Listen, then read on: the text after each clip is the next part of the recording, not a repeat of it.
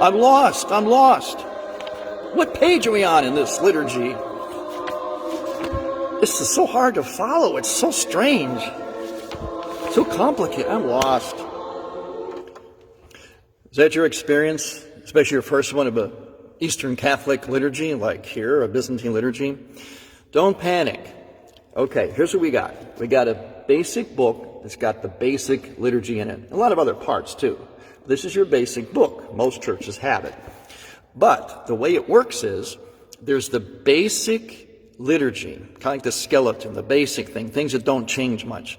But then there's the things that change, called the propers. In other words, according to the celebration of that day, such as a feast day of a saint or of Christ, the Virgin Mary.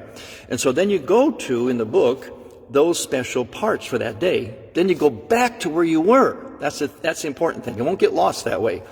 Go to where the special part is. We chant that. Then we go back to where we left off. Now, sometimes, like what I do as a pastor, because I try to help you out, especially if you're visitors, because knowing you're going to get confused, I also print up these handout sheets for this special part. So I just say, go to the handout sheet. Very simple.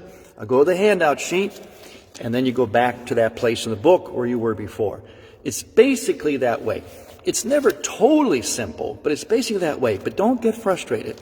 And if you get totally lost, totally frustrated, don't worry about it.